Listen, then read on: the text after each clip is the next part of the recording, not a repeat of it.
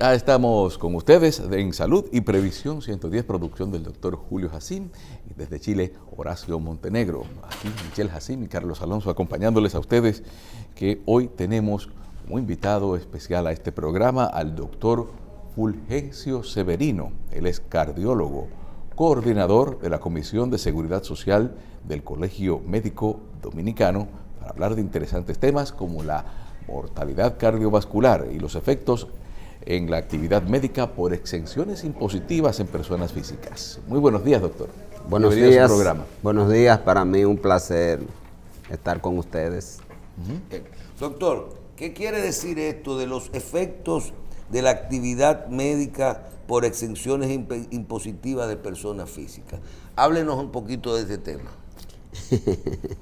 Bueno, ustedes saben que porque si queremos profundizar tenemos que sí, introducirlo. O sea, aquí en la República Dominicana, pues lo que tiene que ver con las leyes impositivas es por listado, y nosotros en lo que tiene que ver con cardiología, pues arrastramos algunas veces dificultades. Pausa, doctor. ¿Qué es lo que ha pasado desde hace 3 días?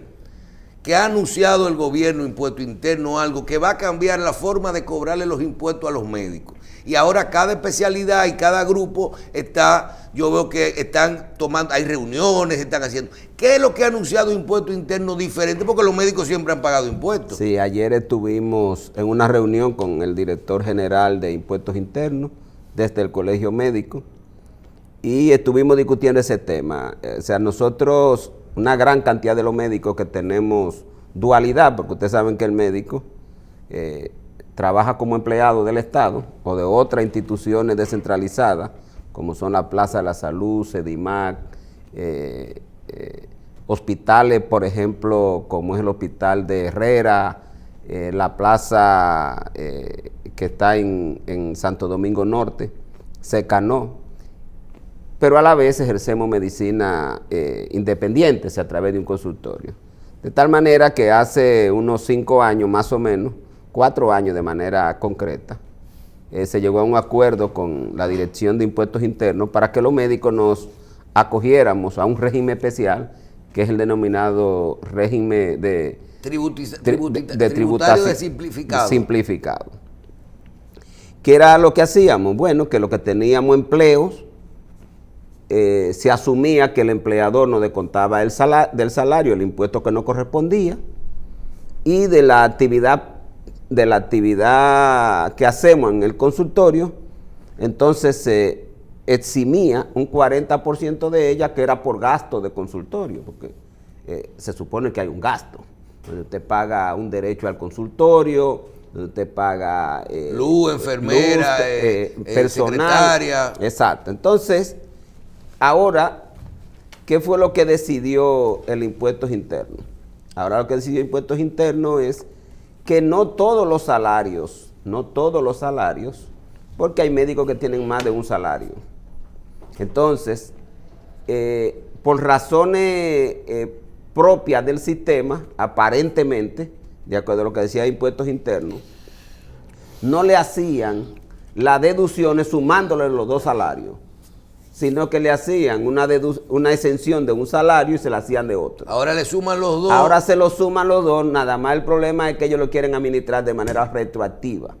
¿Qué quiere decir? Que hoy salen con una norma y los médicos entonces ahora arrastran una deuda, un médico empleado que no tiene dinero, dicen ellos que arrastra una deuda de 200, 300, 400 mil pesos que tiene que pagar por una norma nueva, porque la norma que se venía trabajando era con la anterior. Entonces, ¿se llegó a algún acuerdo en la dirección ayer? Todavía tenemos no. Cientos de médicos escribiendo. ¿Se llegó a algún acuerdo con ellos de buscar una solución? Porque recuerdo hace unos años cuando pasó la primera vez de que sumaron los salarios, de que esa vez se resolvió, pero parece que los médicos no lo resolvieron, ahora se volvieron a endeudar. Parece que tiene un poquito de razón Impuesto Interno en algunos casos. No, porque lo que los médicos eran 2 problemas diferentes, pero en este momento lo que los médicos argumentamos es que si se va a aplicar una norma nueva, tiene que ser a partir de ahora. Bien. No que los médicos arrastren. No se llegó a ningún acuerdo hasta todavía ahora. no. Se planteó el problema. Se planteó el problema, nos vamos a volver a reunir el lunes. Con respecto a lo de las ARS, lo que le facturan los médicos en los consultorios de las ARS son sus agentes de retención. Sí, automáticamente el 10% de todo lo que factura se retiene. ¿El 10%? El 10%. Bien, tenemos desde Chile a Horacio Montenegro, doctor, que le tienen una pregunta. Buen día, doctor. Bienvenido al programa. Usted como coordinador de la Comisión de Seguridad Social del Colegio Médico, ¿apoya de alguna manera lo que el Colegio Médico indica respecto a lo que está hasta hoy en discusión para una potencial reforma al sistema con eliminar las AFP y eliminar las ARS? Sí, claro. Nosotros estamos de acuerdo. ¿Cuál es el motivo de fondo y cuál es la propuesta que tienen ustedes como Colegio Médico de alternativa a ese cambio de modelo? ¿Y por qué? Bueno, en pensiones, desde que estuvimos participando en la reforma, siempre mantuvimos la misma posición de que el sistema de capitalización individual no es un sistema de pensiones. En primer lugar, porque aumentaba la edad de retiro, el tiempo de cotización de retiro a un nivel que en República Dominicana casi nadie lo alcanza, que es de 30 años. En segundo lugar, de que dependía de la tasa de rentabilidad de los fondos. En tercer lugar, que los aportes de los trabajadores y las trabajadoras tenían una deducción en una cantidad de seguros que se le habían adicionado al sistema y de gastos, como es, por ejemplo, el seguro de sobrevivencia, el 10% de todo lo que era el aporte, y luego había un 10% adicional que se gastaba administrativamente entre el Fondo de Solidaridad, el gasto de la superintendencia. Es decir, que el trabajador, cada 100 pesos que aportaba, solo 80 iban a su cuenta. Es decir, tenía un 20% que automáticamente en un sistema de cuenta individual era peor que un banco. Entonces nosotros sosteníamos, y nosotros cuando partimos aquella vez lo hicimos porque conocíamos inclusive los propios estudios de Walter Schultes, que por Argentina fue el que había hecho la reforma, y había venido a República Dominicana invitado por la CERS para hacer la investigación, y en ese entonces él había dicho que era de un 43% la posibilidad de una pensión para una persona con una tasa de rentabilidad histórica de 6% y que lograra cotizar durante 30 años. Hoy ya nosotros tenemos, al día de hoy, 19 años y ha sido un fracaso total. La posibilidad de la gente pensionarse con la movilidad laboral que hay aquí es prácticamente imposible. Para que tenga una idea, y me excusa, es así. Nosotros en el 16 estudiamos 1.700.000 cotizantes y solo el 7% había completado el 100% de las cotizaciones. El resto había salido del trabajo. Hay que devolverle su dinero. Porque entonces aquí ahora viene el tema de que tú llegas a los 60 años y te programan una pensión de miseria. Porque se le niega el bono de reconocimiento, por ejemplo, que en la ley existe. A nadie se lo han entregado nunca, el bono de reconocimiento. ¿En qué consiste el bono de reconocimiento? Bueno, la ley establecía que si usted había cotizado durante 5 años, previo a la entrada en vigencia de la ley 8701, regularmente o cotizaba en el fondo público o había cotizado en el IDCS. Había que darle un salario por cada año indexado. Eso no se lo han dado a nadie, entonces el dinero se lo ha robado el Estado. Entonces, la ley solo ha servido... ¿El Estado o el sistema lo tiene? Bueno, el Estado se lo ha robado porque era el Estado que tenía que entregarlo. Pero el Estado no le pone la mano a ese dinero. No, porque ese era un dinero que estaba en fondos, en lo que se llaman fondos de reparto, que se había consumido. Entonces, en la ley, el Estado es el responsable. Aquí se hicieron estudios y se había determinado que ese costo actuarial era de 30.000 millones de pesos en aquel entonces. A pesar de todos esos conocimientos que teníamos, se impuso. Hoy en día no hay ninguna sostenibilidad para decir que se va a mantener el sistema de pensiones. Y ya en salud, En el caso de la ARS es que nosotros tenemos un sistema que los beneficios de la ARS dependen de la negación de derechos. O sea, no son entidades que se les paga una administración por gestionar el sistema, sino que ellas tienen beneficios por negar derechos. Entonces se pasan todo el tiempo buscando periquitos para decir a los pacientes, esto no te lo cubro, si el médico pone, no usa un código adecuado, sino que pone un nombre X, y ese nombre no aparece en ese catálogo, aunque esté con otro nombre, simple y llanamente se lo niegan a los pacientes. Hoy en día, ningún paciente accede a un procedimiento más moderno, porque la ARS ni siquiera le dice al paciente. Le voy a poner el caso más concreto para que los amigos televidentes nos entiendan. Si usted va a hacerse una cirugía laparoscópica, te voy a poner un ejemplo, pero en el catálogo me cubre una cirugía de vesícula abierta. El costo adicional de la cirugía laparoscópica pueden ser 10 o 15 mil pesos. La ARS se la niega entera. No te cubre la base. No te cubre la base. Y todas esas irregularidades que caen en la perversión desde el punto de vista sanitario, se le ha permitido a estas entidades. Y si yo le pregunto otro tema que nos llega mucho, son profesionales, sobre médicos que dicen, yo me gradué, acabo de hacerme mi especialidad y voy a comenzar a trabajar y mira, me voy a ir a mi pueblo, Jarabacoa, a ejercer mi especialidad. Entonces, cuando llega allá, dicen que hay muchos problemas con RS, que te dicen a ti, no, ya nosotros no lo podemos afiliar como médico para que usted sea parte de nuestro catálogo, porque ya tenemos aquí 4 médicos, 5 en cada clínica de su especialidad. Y eso pasa con todos los prestadores. En ese caso, ahora que se está discutiendo la modificación a la ley, ¿que pueden incluir algo ustedes? Es que la ley prohíbe eso. Lo que pasa es que aquí administrativamente, cuando se trata de... Las ARS no pueden decidir a qué prestador incluir. Que la ley nosotros pusimos que no se podía excluir a nadie. ¿Pero médico o prestador? El médico es un prestador. Lo único que pero cambia... vamos a clasificar. Un prestador puede ser una clínica, un laboratorio, un centro de atención. O un médico. O un médico. Sí. La ley le prohíbe una farmacia. Hablando al quien la ley prohíbe, ¿es al médico o a todos los prestadores? A todos los prestadores. El artículo 122, porque fuimos nosotros que lo incluimos, el artículo. Prohibirle, nosotros le prohibimos 2 cosas a la ARS. Número 1, que tuviera centro. No puede participar en centro. Y número 2, porque recuérdense que fue un acuerdo. O sea, después que en aquella marcha del 13 de febrero nos cayeron a tiro en el colegio medio que íbamos para el Congreso, el gobierno de Hipólito mandó a una negociación. Y ahí no tuvimos más remedio que llegar a un acuerdo con algunos puntos. La mayoría se han violado. La mayoría, tanto en salud como pensiones, porque nosotros logramos, por ejemplo, la figura del SENASA, que no estaba, es una figura de nosotros. No existía en la ley. Ni era el gobierno que la impulsaba. Nosotros dijimos que el acuerdo se iba a fundamentar en un seguro público, que si no, no íbamos a llegar a ningún acuerdo. Bien. Y en la parte que usted nos dice, pues también en la ley, el artículo 122, estoy casi seguro que ese, establecimos que ninguna ARS podía excluir a ningún prestador. Pero eso es lo que dice la ley. De manera administrativa, no es así. ¿Y eso lo deciden las prestadoras o los CISARRIL? Es que la CISARRIL es una entidad al servicio, como el gobierno entero de esos grandes capitales. No está al servicio ni de la población y mucho menos de los prestadores. Bien. Montenegro.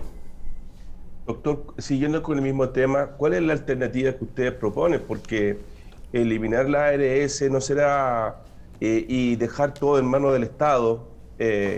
La semana pasada conversábamos con Matías Bosch más o menos de lo mismo. Y yo,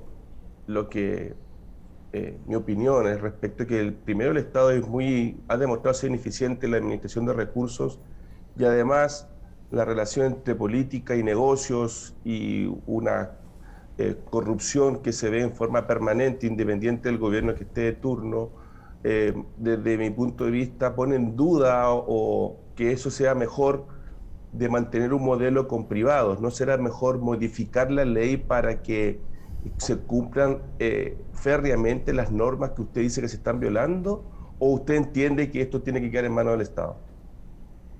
Bueno, es lo que, si me preguntas que si las prestaciones pueden ser todas públicas, le digo que no hay posibilidades, porque la inversión que habría que hacer a corto plazo sería muy alta para que los hospitales estuvieran al nivel de la calidad que requiere para una atención médica eficaz, de acuerdo al perfil epidemiológico nuestro. O sea, el perfil epidemiológico nuestro son de enfermedades no comunicables, dentro de ellas las enfermedades cardiovasculares de manera muy particular, la cardiopatía isquémica y los accidentes cerebrovasculares como las dos principales causas de muerte.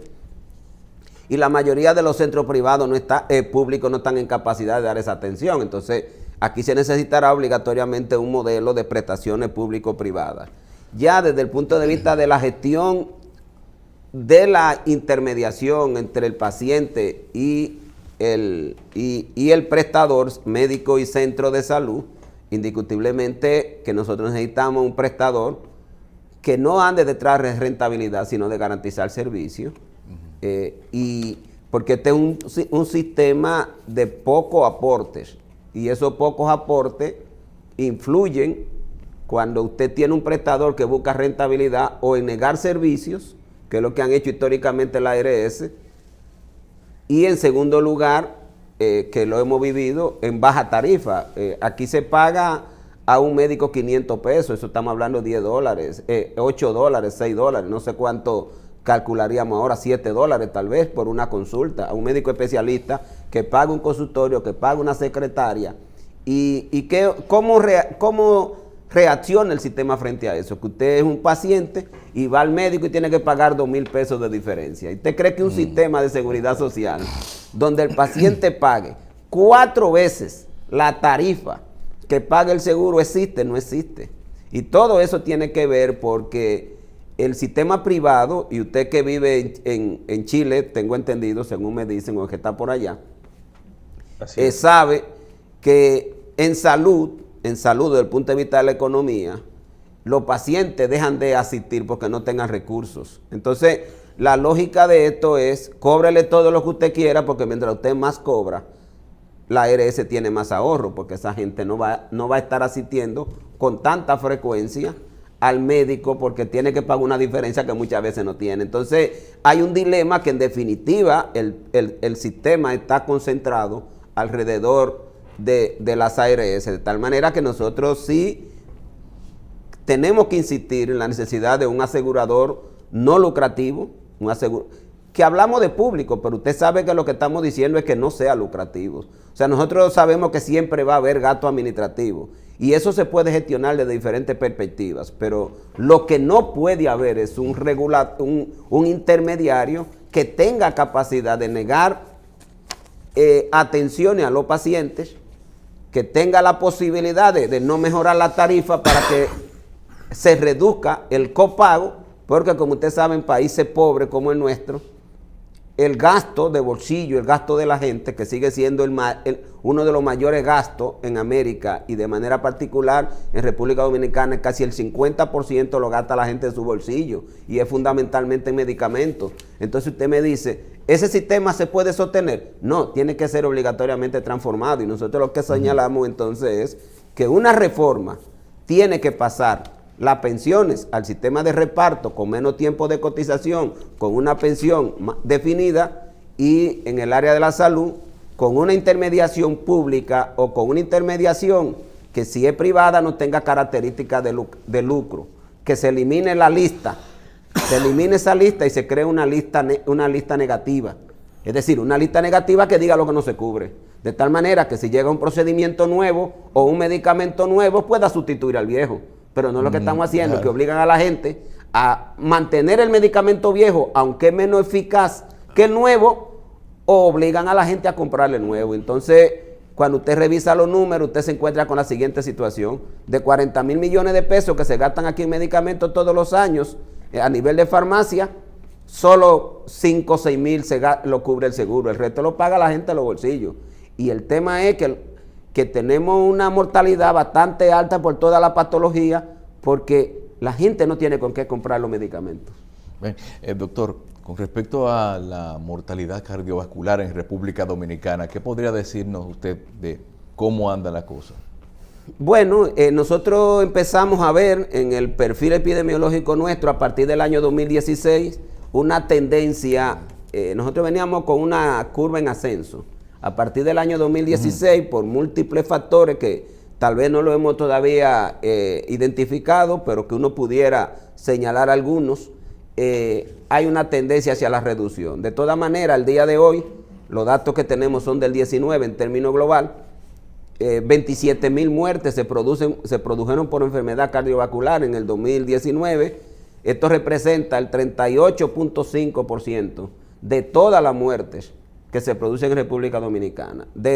En sentido ya particular, ¿cuáles son las causas de muerte más importantes? Una de cada 5 se van a producir por cardiopatía isquémica, infarto agudo del miocardio, angina inestable, y un 10%, o sea, una de cada 10, un poquito más del 11%, se producen por accidente cerebrovascular. Entonces, ¿cuál es la ventaja? Ven que estamos hablando de 2 enfermedades que juntas representan más del 30% de toda la muerte. Estamos hablando del 32%, el infarto o la cardiopatía isquémica y los accidentes cerebrovasculares. Con una política orientada a 2 cosas. Primero, a tratar los factores de riesgo de manera ilimitada. Que aunque la Ley de Seguridad Social lo tiene, la ARS y el Consejo y la CISARRIL han permitido un sistema para impedir que la gente tenga acceso a los medicamentos. Le digo, tratar la hipertensión arterial, tratar la dislipidemia, tratar la diabetes mellitus, dejar de fumar, promover alimentación sana y hacer ejercicio. Mire, controlando esos 5 o 6 factores de riesgo, nosotros pudiéramos, de la muerte que son evitables, lograr reducir más del 50% de todas las muertes que sean prevenibles, porque hay muertes que no las vamos a prevenir, ¿verdad? Por edad. Claro. Y precisamente dentro de la ley está que la obligatoriedad de las ARS de promover, de hacer estrategias de prevención de la enfermedad, de enfermedades, y promover la buena salud. Entonces, esto se está llevando a cabo en la práctica. No. Mire, la ley establece, cuando hicimos el plan Tiene básico, un presupuesto ya. cuando hicimos el plan básico de salud, mire, cuando hicimos el plan básico de salud, que lo costeamos, se incluyó que la diabetes y la hipertensión iban a tener tratamiento asegurado. Eso está en el plan básico, eso se le paga a la ARS. ¿Qué han hecho la ARS? Que han obligado que para poder beneficiarse usted tiene que irse a inscribir a un programa. Y que le ponen todos los obstáculos, incluyendo el SENASA, el seguro público, le pone obstáculos a la gente de todo tipo. Yo me encontré con un paciente que yo lo mando allá, ¿y por qué le dicen? Porque yo le di un fármaco, un medicamento que tiene 3 en 1, pero los 3 están cubiertos por el plan básico de medicamentos. Entonces, ¿qué le dicen? No, ese medicamento no lo cubre. Usted tiene que tener 1 a 1. Bueno, yo lo mandé a inscribirse en el programa. Usted primero lo inscribe en el programa y entonces le dice cómo usted le puede garantizar los medicamentos. No, de entrada tienen una secretaria ahí que le dice, por el tipo de medicamento que usted tiene, a usted no se le puede incluir en el programa. Es decir, como ustedes ven, aún estando costeado eso en el plan básico de salud, pagándoselo a la ARS, aún el propio seguro del gobierno se lo niega. Es decir, que estamos frente a un sistema que obligatoriamente necesita ser transformado. Uno tiene la duda de que el gobierno ande en esa dirección. Y sobre todo, doctor, que es un tema que tiene que ver con las autorizaciones, porque muchas veces todas las ARS, todas, tienen unas aprobaciones que vienen de la CISARRIL. Entonces tú dices, pero que tal cosa, tal tarifa no está autorizada, tal producto no está autorizado. Y esas autorizaciones las marca la CISARRIL. Entonces muchas veces, como usted dice, el sistema entero tendría que ser revisado. Así es, porque es una política porque a veces de no Estado. es una decisión de la ARS, a veces es una decisión de lo que tú tienes que seguir la pauta de lo que te están autorizando más arriba. Es que hay una... Porque también hay otra cosa. El otro día, doctor, a mí me llega una información y te dicen, una persona que gana 15,000, 20,000 pesos, ¿cuánto va al pago de la ARS de esa persona? Creo que ahora lo subieron a 1,100 pesos. 1,300. 1,300 mensual. Pero no de esa persona, porque esa persona... No, lo pero que- por su núcleo familiar, ¿verdad? no, a esa persona le descuentan el 3% a ella y el 7%. Bien, Ahora, pero ¿cuánto le llega al ARS de esa sí, persona? 1.300 por cada persona. Bien, por cada persona, pero muchas veces ese hombre nada más le descontaron 1.000 y pico, pero ese señor tiene su esposo y sus Claro. hijos. Bien, o sea que son 300, 500, 800 pesos por afiliado lo que recibe la ARS. Y usted dice, No, la ARS no, Jacín. La ARS recibe 1.300 por cada persona. Por cada persona. Quien recibe esa cantidad es la tesorería, Bien, que lo compensa, porque entonces a mí, que nada más somos dos, Pero por me ejemplo- descuenta 15,000. pero por ejemplo usted dice, en un año ¿cuánto es eso? 15 a 20 mil pesos de descuento. Pero una persona en un año tiene derecho a 8.000 de medicamentos Así nada más. es. Así es. Pero si tú consumes tus 8.000 de medicamentos, se va a la mitad de lo que tú pagaste de seguro, nada más en el medicamento. Sí, lo o que sea pa- que el sistema no da, pero tampoco la gente quiere que le suban más el seguro. No, pero lo que pasa es así, que el seguro funciona. Por ejemplo, yo nunca he comprado un medicamento con el seguro. Y tal vez usted, tal vez él, tal vez estos muchachos que son jóvenes. Recuérdese que el sistema nuestro es un sistema fundamentalmente de empleados jóvenes. Entonces esos empleados jóvenes no buscan medicamentos porque no se enferman.